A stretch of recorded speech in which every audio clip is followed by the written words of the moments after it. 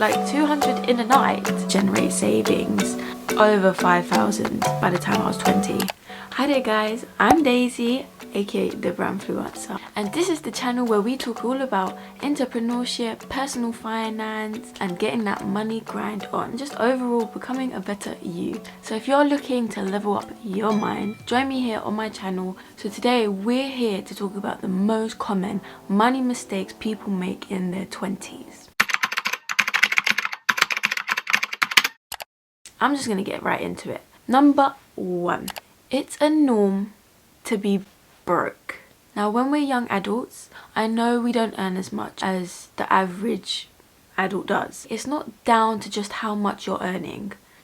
Even if you were earning more, if you're making the same mistakes, you're just gonna be as broke as before, and you're just gonna lose more. And this leads me on to point 2, not actually caring about money. Now it might sound weird, but the concept is true. If you're just seeing it as a means of exchange in that present moment, rather than a tool or resource that can help you build your future, you're just constantly in this earn and spend cycle. You just earn your money and it goes straight out again. You just spend it.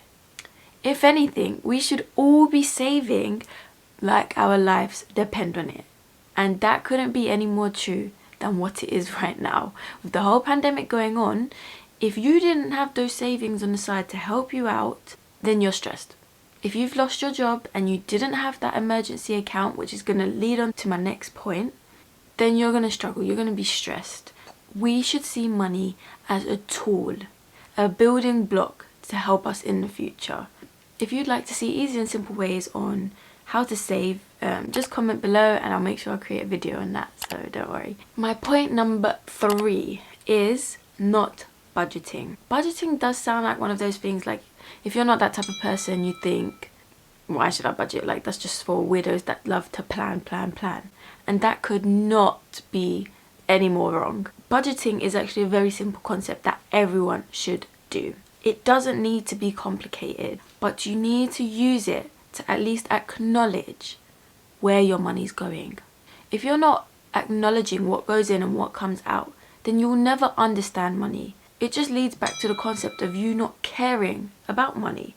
When you know what you're working with, you're able to plan around what you've got, because you have that knowledge of how much is going in and how much is going out. And then you can know, oh, I have this much extra, I can splurge a little here. This amount can go in my savings. It's simple. It's just understanding that concept, and it's the easiest thing, but people just don't do it. This basic skill can transform your personal finance. This is probably the one key thing which many people neglect, but is very important. And now going to my next point, I am very shocked by this. I didn't even know that people don't have savings accounts. Now I've had a saving account since I was probably 14, thanks to my parents. But if you don't have a savings account when you're over 18 at least, then you're going terribly wrong already. You need to have an account where you store extra money, where it's labelled as savings, and you'll treat it that way. If it's all kept in your account, there's just no way you're not going to spend it. It's simple. If it's in your current account where you spend from, you will spend it. As much as you say you don't have the means of separating the savings to what you can spend. And that's just one thing like I'm very shocked about. But I guess many don't know and many don't think to do this, but it's key. And just this simple thing has allowed me to generate savings over 5,000 by the time I was 20. I'm not obviously going to give you exact figures or any sort, but definitely over 5,000 by the time I was 20, just because I always had that savings account there. I always took some money out constantly every month, just shoved money in there so I don't spend it. Worst case scenario, you can take little bits out, but to have that majority on the side in a safe account, your brain will know, okay, that's my savings, I'm storing it there, I will not touch it. And the importance of having a saving account leads me on to my next point. Another big mistake is not having this emergency fund. And in times like this, in what's going on in the economy, I feel like it's the perfect example on why you need it and why it is a big mistake if you do not have it. Now, having an emergency fund is basically having that safety net of money. If worst case scenario, you lose your job, you become redundant, or in any other situation where you need emergency money, you have those funds there. Now, it's advised to have about 3 to 6 months worth of your daily living expenses. This includes your rent, food, any other little purchases you make that are a must if you were to basically not earn any income and have to still have your outgoings. So worst case scenario, if you lose your job, by the time you find another one, you need that emergency money there to still allow you to live. Now, this is something you need to start as soon as possible if you have not already. Having this emergency fund also ensures you never turn to a loan. You never, in the worst case scenario, if something stressful has really happened and you're just down in the dumps and you just can't afford anything, you've lost your job, you're just a mess. Instead of you turning to a loan, which will deteriorate and damage your future, you are able to get through the hard times because you have that money there. You don't need to stress yourself out more by taking out more loans and getting into more debt. Debt is a big no. No. No. As much as you guys like these little pay now, pay back later, all that loan stuff, don't do it. Unless you know what you're doing, which will be a whole another video on credit cards and all of that nonsense. But yeah, don't do it. Have an emergency fund. Simple. Number 5 is going out and spending too much. So when you're in your teens or your 20s, for example, just starting university, that's when your spendings go. I know we're young, we want to have fun, but the more we just balance things out and just limit the craziness. No one's saying not go out. Are you crazy? I went out. But the point is to limit that. You go out here, you go out there, you budget maybe whilst you're out as well. Don't just splurge. Like the amount of times I was at uni and people were just depending on student finance dropping. Sorry, but what? Like, why are you even depending on that money in the first place? And how do you not still have some left over from last time? It just goes to show that some people don't, as I said, care about money. As you can see, all the points kind of link. But the point is, if you go out, just don't do motives that cost a lot. I don't understand people that go to these bougie clubs, spend 200 in a night. Like 200 in a night. Do you know how much you can buy with that?